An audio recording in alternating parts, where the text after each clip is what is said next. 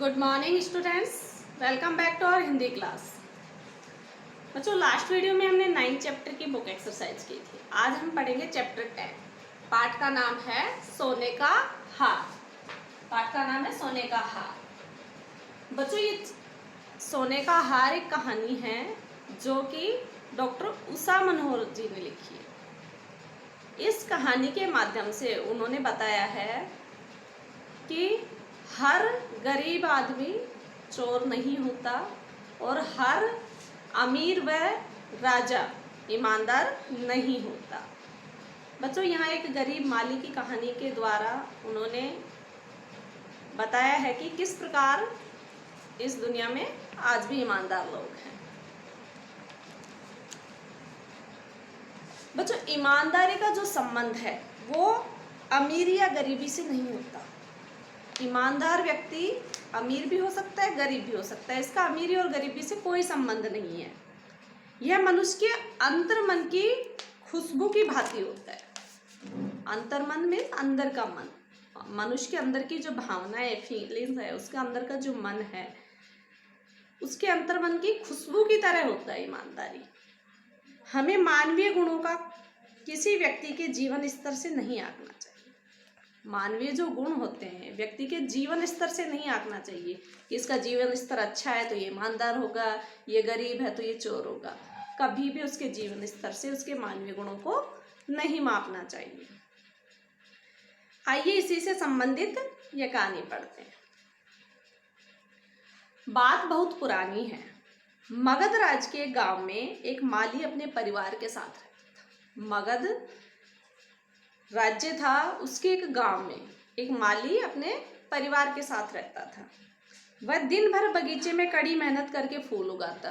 दिन भर बगीचे में मेहनत करता और फूल उगाता और उन्हें बेचकर जो कुछ मिलता उसी से निर्वाह करता था। निर्वाह मीन्स गुजारा। उन फूलों को बेचकर जो पैसे मिलते उनसे वह अपने परिवार का गुजारा करता था।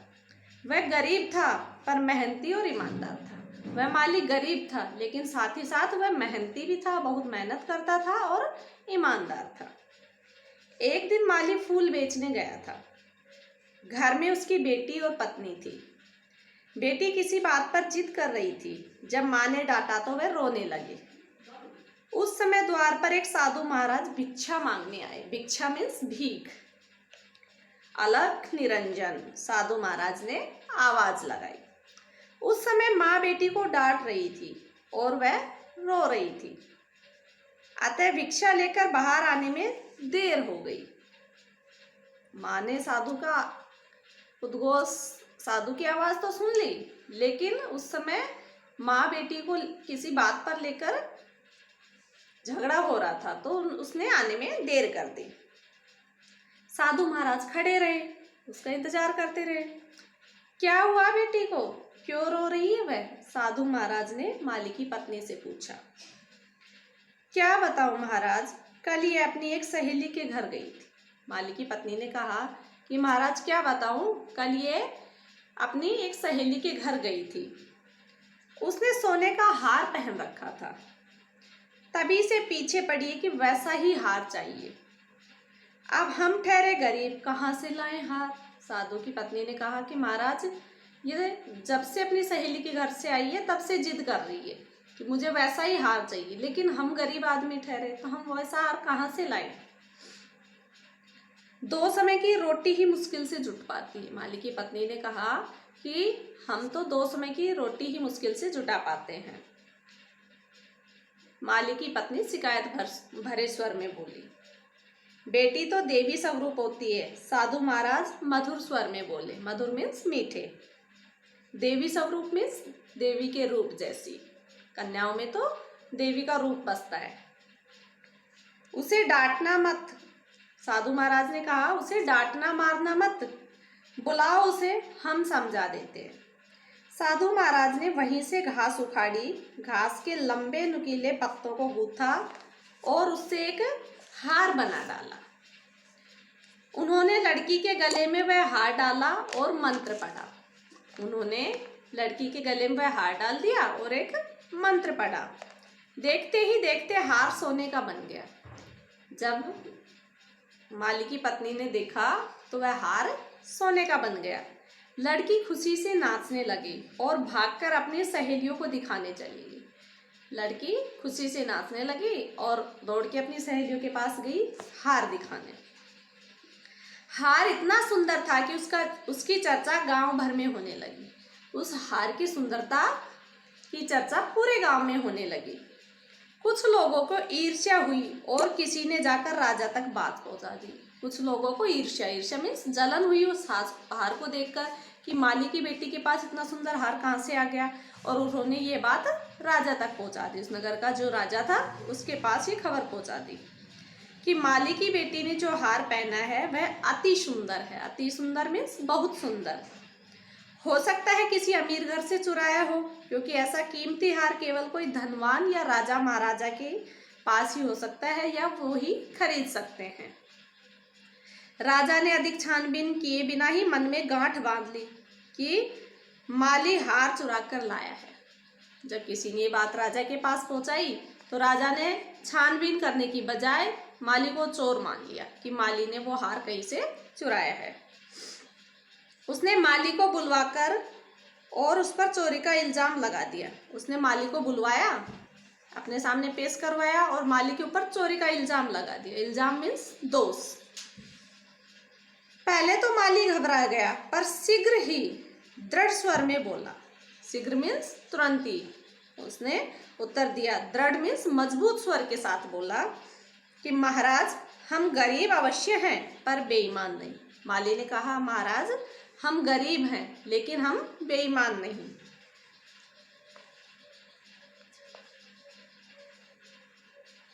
यह हार हमने चुराया नहीं है, यह हम पर एक साधु बाबा की कृपा का फल है। माली के स्वर की दृढ़ता से राजा और भी चिढ़ गया। माली ने जब दृढ़ स्वर में कहा, मजबूत स्वर में कहा कि महाराज हमने यह हार चुराया नहीं है, तो राजा को और भी चिढ़न हो गई, और भी ज्यादा चिढ़ गए राजा। राजा के समक्ष यह व्यक्ति सिर उठाकर अपनी पैरवी कर रहा था। राजा के समक्ष में सामने वह अपनी बात को मजबूत ढंग से कह रहा था कि महाराज हमने चोरी नहीं की। यह सोचकर राजा क्रोधित हो गया। क्रोधित मीन्स गुस्से में भर गए। उसने आदेश दिया कि माली को कारावास में डाल दिया जाए। कारावास मीन्स कैद या फिर जेल, कैद खाना या फिर जेल। कुछ ही दिनों में यह बात साधु बाबा के कानों में भी पहुंची कि माली को राजा ने कैद कर लिया है। उन्हें बहुत बुरा लगा। अन्याय के प्रति उन्होंने हमेशा आवाज उठाई थी। वह सीधे राज दरबार जा पहुंचे और मधुर किंतु दृढ़ स्वर में राजा से बोले, महाराज वह माली जिसे आपने कैद किया है निरपराध है। साधु महाराज अन्याय के प्रति हमेशा आवाज उठाते थे, तो राजा के दरबार में गए, मधुर किंतु दृढ़ मीठे और दृढ़ स्वर में बोले कि महाराज वह माली जिसे आपने कैद किया है वह निरपराध है, अर्थात उसका कोई अपराध नहीं है।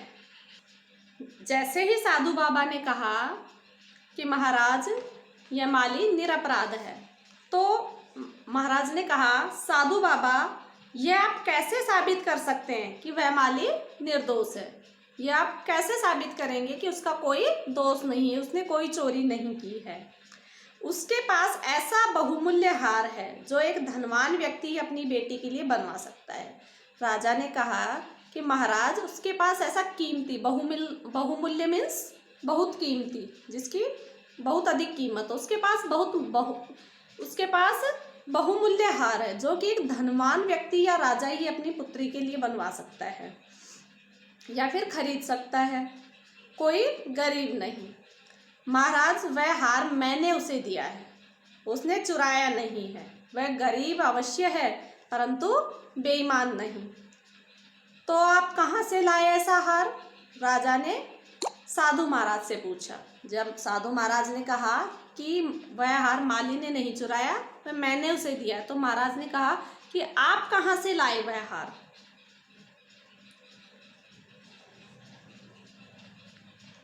साधु बाबा हंसकर बोले, अभी बताता हूँ। फिर उन्होंने आंखें बंद की और एक मंत्र पढ़ा। देखते ही देखते राजा का महल सोने का बन गया। साधु महाराज ने आंख बंद की और मंत्र पढ़ा, और जैसे ही मंत्र पढ़ा, देखते ही देखते राजा का महल सोने का बन गया। चारों ओर हजारों सूर्य की चमक जैसा प्रकाश बिखर गया। सोने की चमक ऐसे लग रही थी जैसे हजारों सूरज एक साथ निकल आए हों। राजा भौचक्का होकर देखता रहा। भौचक्का मीन्स हैरान। राजा हैरान रह गया उस सोने के महल को देखकर। महाराज, इस समय आपका यह महल सोने का है। साधु महाराज ने कहा कि महाराज, इस समय आपका ये महल सोने का है, आपने तो नहीं बनवाया और न ही आप बनवा सकते हैं, तो फिर आपने ये कहाँ से चुराया है? राजा निरुत्तर था। निरुत्तर मीन्स राजा के पास कोई उत्तर नहीं था।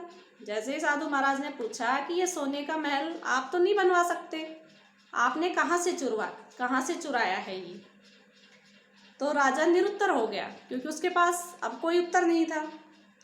उसने अपना सिर झुका लिया। उसने साधु बाबा से क्षमा मांगी और माली को जेल से रिहा करने का आदेश दिया। राजा ने साधु बाबा से क्षमा मांगी कि महाराज मुझे माफ़ कर दीजिए, बाबा मुझे माफ़ कर दीजिए, और माली को जेल से रिहा करने का आदेश दिया। राजा ने अपने सेनापति को माली को छोड़ देने के लिए कहा। रिहा कर देना मीन्स छोड़ देना, कैद से आज़ाद कर देना।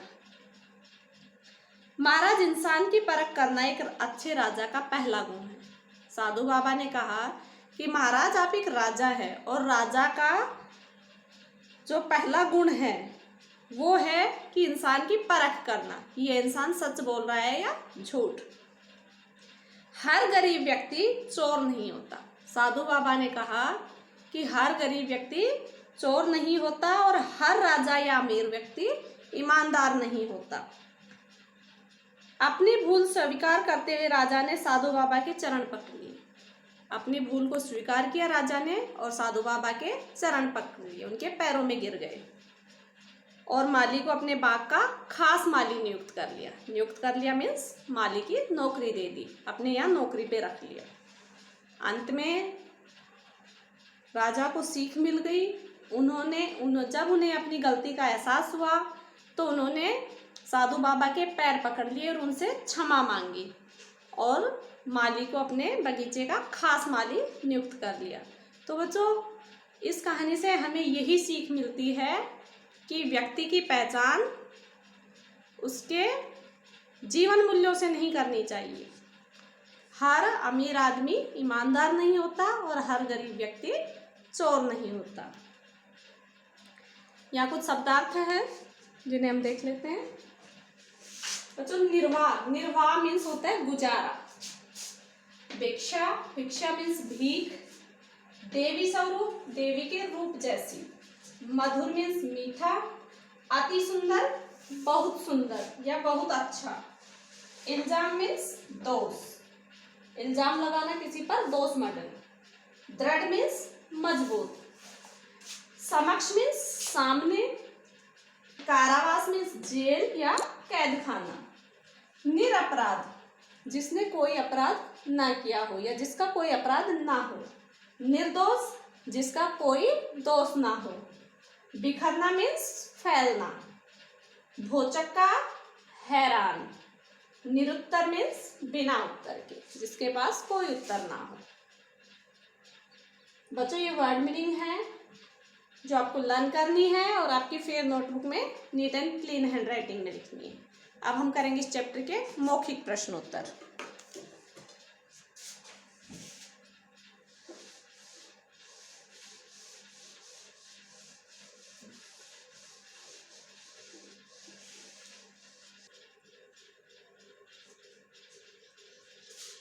बच्चों, क्वेश्चन नंबर फर्स्ट है, माली कहाँ रहता था?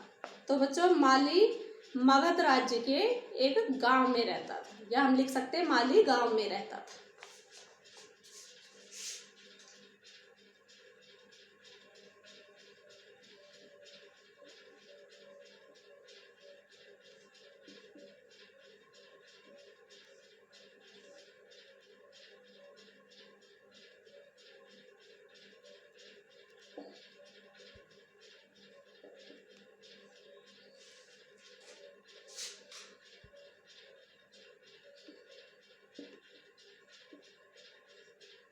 मगध राज्य के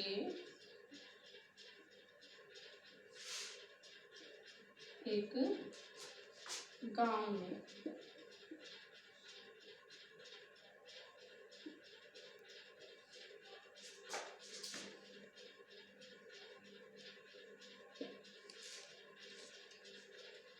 माली की बेटी क्या लेने की जिद कर रही थी? तो बच्चों, माली की बेटी हार लेने की जिद कर रही थी। हार।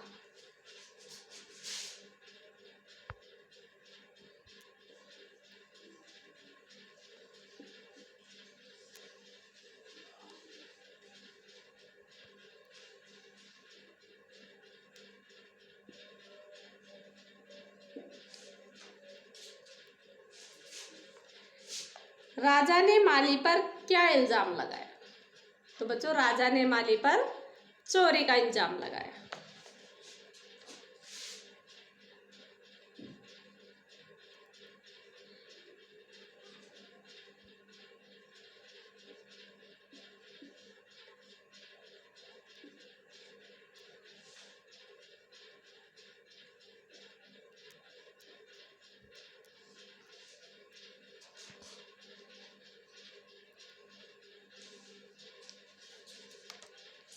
राजा ने किससे क्षमा मांगी?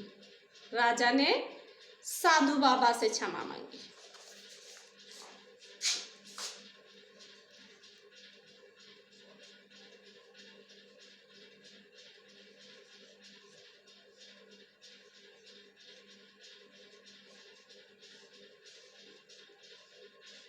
साधु बाबा से। मतलब इसके लिखित क्वेश्चन आंसर हम नेक्स्ट वीडियो में करेंगे। आज के लिए आप वर्ड मीनिंग और मौखिक क्वेश्चन आंसर करेंगे, साथ ही साथ इन्हें लर्न करेंगे। आज के लिए इतना ही काफ़ी। मिलते हैं नेक्स्ट वीडियो में, तब तक के लिए बाय बाय।